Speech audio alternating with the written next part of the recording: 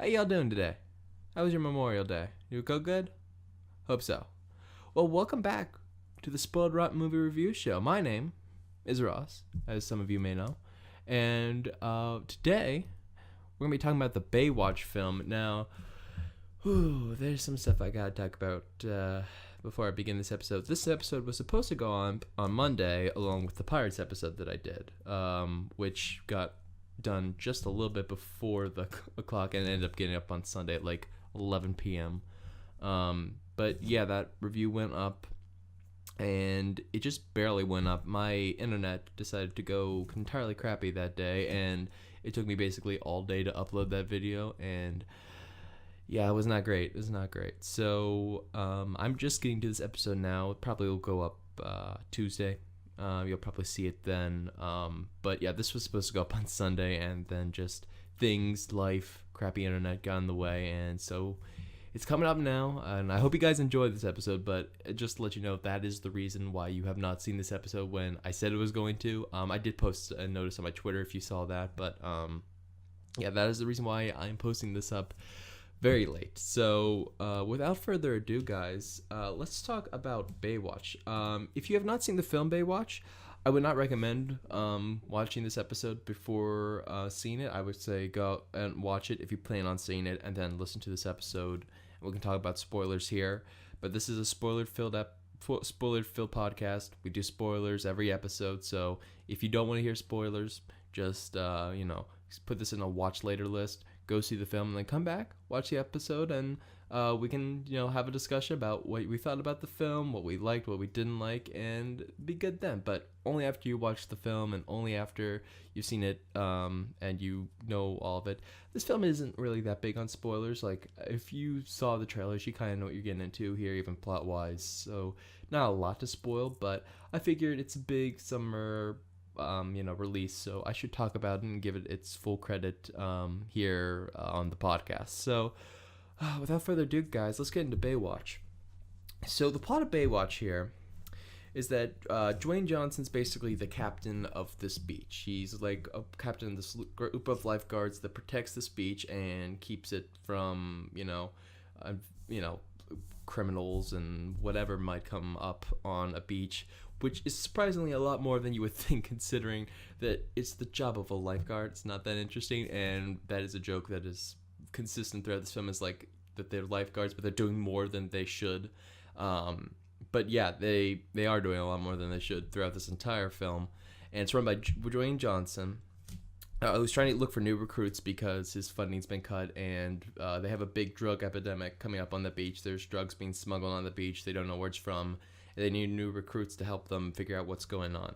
So he goes to like his local city officials to help get new recruits in, and one of the people who they're basically saying he's got to be a part of the new thing, not even if you don't like him, but just as a PR stunt, is Zac Efron's character, Matt Brody. He needs to be a part of this so that we can get good PR out. He recently had a little stint because he's an Olympic swimmer, but he had a failure during the team event, and he wasn't able to do it. He kind of vomited up and made sure his team lost. So we need to keep him on both for his work to, basically get back out and become a normal citizen again, and for us as a good PR stunt because everyone likes a hunky Olympic swimmer, so he's going to be a part, which that doesn't make any sense. Why are you, for a PR stunt, getting a disgraced Olympic swimmer to get good PR? Like, that was immediately out of the gate one of the things that I questioned, because I didn't really understand why they're getting someone who is disgraced to get good PR. It's automatically you have something that doesn't line up. But either way, they finally bring on Zac Efron, Matt Brody, and they keep him through the courses along with a couple other characters, including like a tech guy and a lady who's played by Alexandria Daddario. And yeah, we all know why Alexandria Daddario was here. If you've seen True Detective season 1, you know exactly why she's here. So she comes along board along with these other two, and they're helping Dwayne Johnson try to find these drugs while basically Town Hall's breathing down his neck to not look into it. And There's this big whole conspiracy involving this lady named Victoria Leeds, who's played by Priyanka Chopra. Hope I said that right. Foreign names are very hard, but I do my best to try to pronounce them correctly. If I get it wrong, don't get too upset. It's a natural thing, but I do try to make at least an attempt to say it right here. But yeah, she plays a character named Victoria Leeds in this film, who's basically the runner of this big high-end resort that's near the beach, but she is also the one behind the drugs, which would have been enough plot-wise, but they also tied into the fact that she's bringing in drugs to bring down the amount of real estate so that she can buy real estate, which, yeah, that's a lot to do. You could just do, she's bringing in a drug smuggling operation, because at no point in this film is there ever, like, a stake or, like, something involved with the property near the beach. It's just... mostly it's only focused on drugs, so if you just cut out the whole real estate part and you just made it drugs, you would have been perfectly fine. You didn't have to add in the whole real estate aspect to her plan, but, whatever, fine, okay. So she's doing this drug smuggling run to bring down real estate prices so she can buy up the beach. Fine, okay. They go through all these whole different scenarios in which they're trying to get proof that she did it, leading to an end scene where they're all on a boat and they basically have the evidence and they're just trying to make sure that she and her goons don't get away so that they can report the evidence and have everyone who was involved arrested. And they succeed. They get the applause of everyone who doubted them and, pay them back. And basically, that's the entire plot of this film. Like, there are some intricacies. Like, there's a point where, Zac Efron doesn't commit through with Dwayne for The Rock, and he disappoints him, but then he has to come back and show that he's worthy of being a part of this team that Dwayne has and wanting to be a part of a family. And then there's a point where Dwayne gets fired because he's trying to do too much to investigate, and he has to leave, but then he comes back. So there's a lot of things in this film that, honestly, are just momentary and they don't really mean much. Like, plot-wise, this film really doesn't add up to much. It's honestly a set comedy that the plot's just, it's there. It's okay. It's got a lot of plot holes, like I mentioned earlier. They add in things that they don't really need to add in because they have no influence on whatever's going on in the film. They have a lot of things that just don't add up or make sense. There's nothing there where I can say that was intrinsically interesting. It's stock writing that I've seen for a ton of other films and done way better. The 21, 22 Jump Street films, I think, are right now the pinnacle for R-rated comedies based off of 80s TV shows. And I think a lot of people are trying to emulate that, especially with this film. They are trying to emulate that 21 and 22 Jump Street feel. And yeah, they tried. It doesn't really work, at least plot-wise.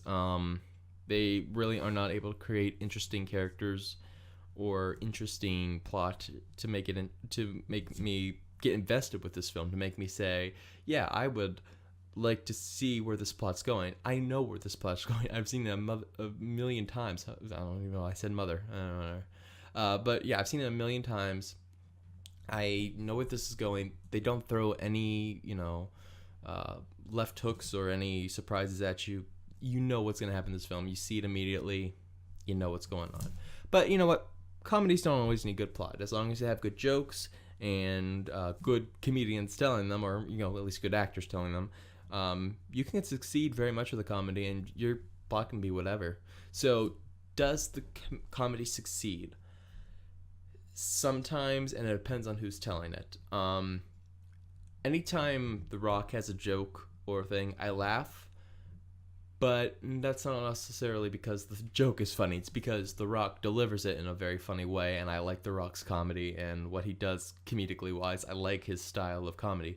So I laughed at a lot of The Rock's jokes because he's a very funny dude, and I like the way he delivers lines, even terrible lines that he's given in this film. Yeah, he does it very well. He's a very charismatic and fun actor. Like, there's a reason why every couple of months we see another film of his. It's because he's so dynamic as an actor and so charismatic. We have, this kind of quintessential action hero that is just kind of nice to see in modern day cinema. Even though we see a lot of him, you never get tired of it or never get bored because of just how instantly, just like charismatically turned on he is at every single film he's in. So every time I see him, I'm just happy and just like, So comedy wise, Dwayne the Rock's jokes work, but not because it's good writing. It's because it's him telling the jokes. Zac Efron, I will say this: in the second half of this film, I really enjoyed him. The first half, it didn't really work. Like, I know they were trying to set up that, he's this, there's this punk Olympic sports guy who doesn't believe in being part of the team or part of the family, if we're getting into Fast and the Furious lingo here. And, he has to learn how to be part of a family and, not give up on those who are in your family. So I get that, but he does it, I don't know if he's doing it either too well or not well enough, because I don't care about the character that Zac Efron's playing in this film. I kind of hated him for the first half, and then by the time he finally gets to the point, about halfway through the film, where he's finally willing to accept to be a part of a family and a part of this group that he does, he becomes like funny. He becomes like actually the funny Zac Efron that I like and that I know from other films. But in this, like the first half, he's just like remarkably unfunny, like just kind of someone who I would legitimately punch because he doesn't seem like a guy who I would laugh at. Like, there's a lot of people who are, jerks in films and, dirtbags, and I can still laugh at them even though they're doing terrible things. But this is not that character. This is definitely not a character who I'm laughing at because he's a dirtbag. It's not how that's working. So it ends up that the first half of the film, you're just extremely annoyed by this character. And in the second half, you're laughing, you're having a fun time, but you still remember the guy who was in the first half of this film, and you're kind of annoyed, and you're just like, I guess I'm getting into this character. But that first half, I was just super, like, uninterested in this character and super, not, like, totally involved. So yeah, like, his character I didn't care about for the first half, but then second half, I started getting involved and started interested, but it's pretty late into the film to start to get me interested into a character, but whatever that may be. I wanted to talk about the two ladies who are in this film, the main ladies anyway, both Alexandria Daddario and the lady who plays CJ. Both of these characters, I think, might work if they were given something to do. They are, beyond being sex symbols and beyond having, fantastic boobs, they're not given anything to do. I think there's one scene where both of the ladies are given an opportunity to take out a guy on a boat. That's towards the end. They get like one little thing, and it's just them hitting a guy with like a fire extinguisher. That's it. The majority of this film takes place with Dwayne Johnson and Zac Efron. The Rock and Efron both are the main focus of this film, and the two ladies who are shown in all the trailers have semi-major roles in this film. They're just given nothing to do. They're just the sex symbols. They're just, there for the, can we call it fan service if it's Baywatch and it's, every episode? But it's, they're there for the particular male people going to watch this film. And female, I don't, particular, whatever you need. But yeah, no, they're not given anything to do. They're uninteresting because they just sit there and they tell jokes that aren't well written, and they don't have that The Rock, charisma to pull them off, so it's not working. Bad jokes, they're giving nothing to do. You could honestly cut these characters out and they wouldn't mean, anything. You could honestly just make this a buddy lifeguard movie. I guess it's not a buddy cop movie, so it's a buddy lifeguard movie between The Rock and Zac Efron. And that would be incredibly more interesting than these characters who are given nothing to do and just there because we need ladies with big boobs, because that is what Baywatch was in the 80s. Yeah, either cut them out entirely or give them something to do in this film. Give them a purpose for being there. Everything that they do could easily have been done by either The Rock or Zac Efron just by themselves, or even the tech guy, John Bass, I believe his name is. Yeah, John Bass, who plays the tech guy in this film. He did more in this film than these two. Actually, there's a third female character. I don't know her name, but I do know that she was kind of like The Rock's love interest through this film. Kind of, I guess, but they never explore any love interests besides the tech guy and CJ Parker. But yeah, there's just not a ton here, like as far as for female characters, and that really makes me sad because we are entering a time now where more female characters are being more empowered, and we're getting more interesting characters that are growing and entering pop culture. I think of Rey. I think of like the Star Wars franchise now introducing those female characters that I love. I think of the Marvel universe where they're starting to introduce, not only do we have Black Widow now, but we have, Captain Marvel coming in, and we got, Gamora and all these great female characters coming into their films. And, even with the DC universe, you have Harley Quinn, who I love that and her in that film. I know, that film's messy and whatnot with Suicide Squad, but I think it's a good character, Harley Quinn. She does more in this film than any of the female characters in this film do. But as far as female characters, I was very disappointed with how they handled it. They don't give them anything to do, which, that might have been a part of the show. I honestly haven't watched Baywatch beyond, the parodies made of Baywatch, but this is not the 1980s where you could get away with something like that. We are now in a time where pop culture is brimming with good, excellent female heroes who are given excellent stories to partake in and action to take part of. This is not in that film, and that kind of saddened me.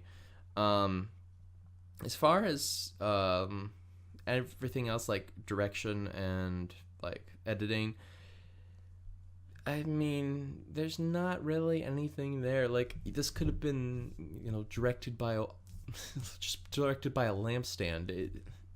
We've gotten the same result. There's no good flourishes, no interesting thing. The actors aren't being given any direction as far as what they should do with the characters. They're just like, yeah, just be yourself. Be Zac Efron. Be The Rock. Be Alexandria Daddario from True Detective Season 1. There's no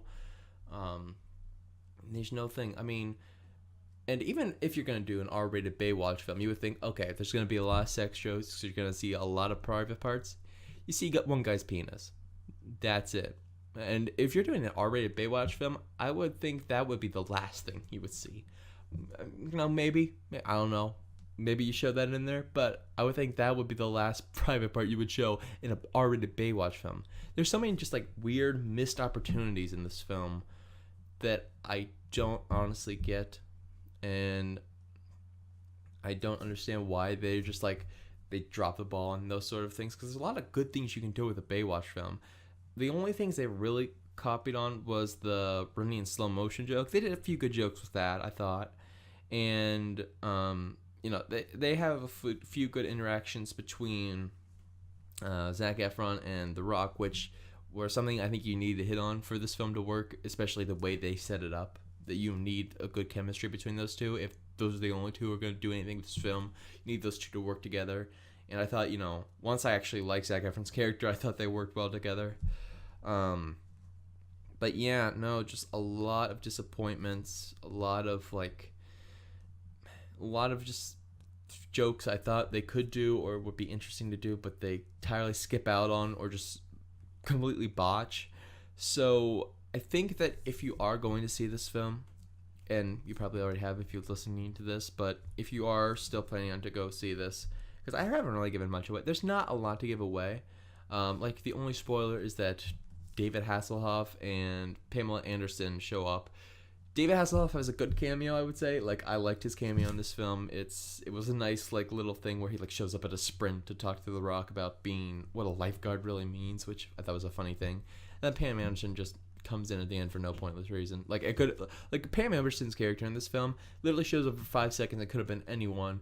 and they just chose Pamela Anderson because she's from the original Baywatch. Like, you could have had, Kim Basinger in that role, and it would have been the exact same thing, even though Kim Basinger wasn't on Baywatch, but they throw in Pamela Anderson because it's a nod to the show. But yeah, overall, I think that the main strongest point in this film is The Rock and his comedy, and a few good parts from Zac Efron. Chopra as the villain. Again, she literally is just a stock villain character. Like, there's a joke where they say, "Oh, you're like a Bond villain." She's like, "Not yet." It's like, no, you're not a Bond villain. You're not that interesting. Like, even if you were to do some weird Bond villain scheme, you're not that interesting of a character to be a Bond villain. Because Bond villains, whether they are bad or good, they're always interesting on some level. Like, I enjoy, most Bond villains because even when they're like crappy villains, I remember them in some way. I remember the actor who played it. I remember the performance. I remember, the weird marking or weird thing that character had to symbolize who they were as a villain. Yeah, I'm not going to remember Chopra's character in this film. She barely leaves a mark. So, yeah, I'm going to give this film, I think, and I'm kind of being generous here, because when I first saw this film, I was kind of hyped because I had laughed a lot. I had a lot of jokes hit for me, but when I thought about it in retrospect, it didn't really work. And so when I saw this film, I was thinking maybe like a 6.5, maybe 7 for a rating. But at this point, I think I'm down to like 4. It's a film that gets worse with time, and the more you think about it, the worse it gets. You kind of go out with maybe a little bit of a high because of how good The Rock is and how good he tells jokes, even when they're crappy jokes. But when it comes down to it, it's just not a good movie. There's just not a lot there. It's just The Rock and partially Zac Efron holding up what is a very, very meager script with very little jokes that actually pay off. A good David Hasselhoff not performance, but cameo is what I'm thinking of. But that's it. Like, it's kind of a mess plot wise. There's a lot of plot holes, like I mentioned earlier in the review. A lot of characters are just dropped and not used. A lot of jokes are dropped and not used, or if they are used, they're misused. And I just didn't feel like this was as strong a film as you could have made it. Because honestly, I think 21 and 22 Jump Street did pave a way for comedies to do it. But what I think Baywatch does is that they hold back. Like I mentioned before, it's a film based off a TV show where most of the appeal was women and their jiggly boobs. If you can't get that right, and you can't make, a film that, honestly, you know what? For a lot of films, you don't need it. But in Baywatch, I would say, maybe this is the film that you show breasts, because this is an opportunity to do it, because this is actually a TV show where that was the appeal, was it was female breasts. It was the height of misogyny, and whatnot. So you could do it, but they'd refuse to do it because I think they're afraid to do it. They're afraid to go that extra step and actually make a coarse joke that would revolve around a female anatomy or anything like that. They'd make a male anatomy joke with penis, but that's it. I honestly don't get the choices they made in this film. I don't get the jokes that they decided to go with and the jokes they decided not to go with. I don't understand where they're coming from this film, but I think there's enough there with The Rock's performance that I was able to get enough laughs that when I came out of this film, I actually kind of enjoyed myself. But then, it's just kind of gotten worse with time. And the only thing that's just holding in my mind is The Rock's performance. That's what kept me going throughout this entire film and kept me smiling, even if the film was pretty bad. So, I'm giving this a 4 out of 10. Not a great film. I can understand why people are totally up against this film. It's not good.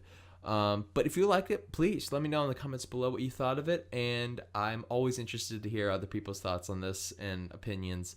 Again, I do apologize for having this video up late. If I had any control over it, I would have tried something different. But it's just, I live in a very small town. We don't have that fast internet. So I am trying to work ways around it to get these episodes upload it quicker and faster so I can have them to you as soon as possible. But it's just something I'm gonna have to work with and fiddle around with. But I will keep you up for super updates, and as sort of thing to make up for the fact that this episode's kind of late, I have an idea for a new show concept that I would put up on this show. So, there's a lot of movies that come out outside of the big Hollywood blockbusters that come out, that have the big IP names attached to it, like Baywatch or Pirates of the Caribbean or Alien. There's a lot of smaller films that I just don't have time to cover for a 30-minute to hour-long podcast, or don't have the time to bring up, and talk about on end. I don't have that much to discuss.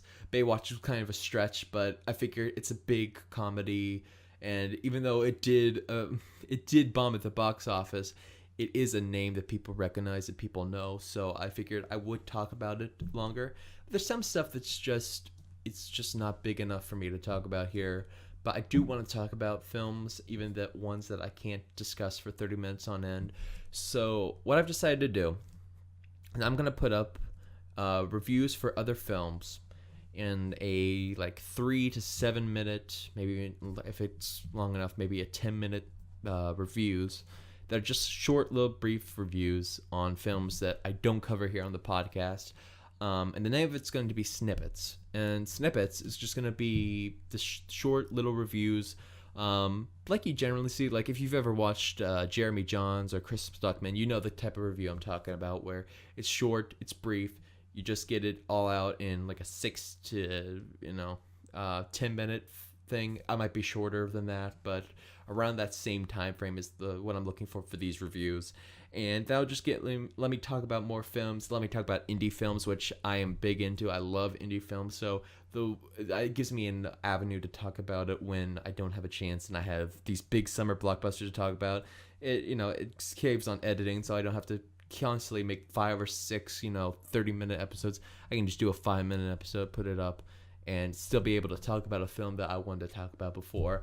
And if I do that the first one may go up on Wednesday. So it's something I'd have to record probably tomorrow. But if I'm able to get this up by Tuesday and everything goes smoothly and I don't have any problems, I have a system set up to make sure that I can get past my internet problems and try to get these uploaded relatively quickly. If it works and if I'm able to do it, I'm going to try to have this up, this snippet episode up by Wednesday. But that is the plan. Things constantly change, and if things do change, I constantly put things up on my Twitter to just let people know what's going on in my life. If there's a scheduling change or conflict, I put it up on Twitter and let people know, and that's how I contact everyone and get to people who are subscribed and whatnot. So if you're there, go ahead and follow me on Twitter at KyloRoss18.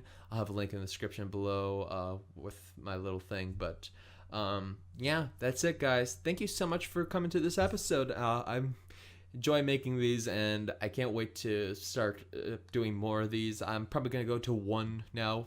I think I might have another 2-episode week in July, but that's going to be for a while now. So these should just be coming out once a week, which is what I was planning on originally doing, but just scheduling things caught up and I had to do 2 every week, and that was the whole shenanigans. But yeah, we're gonna get back to 1 a week starting next week. We'll start with the big movie that's coming out then, and we'll just keep going, and yeah, we'll all get it figured out and stuff. So until next time, guys, take it easy.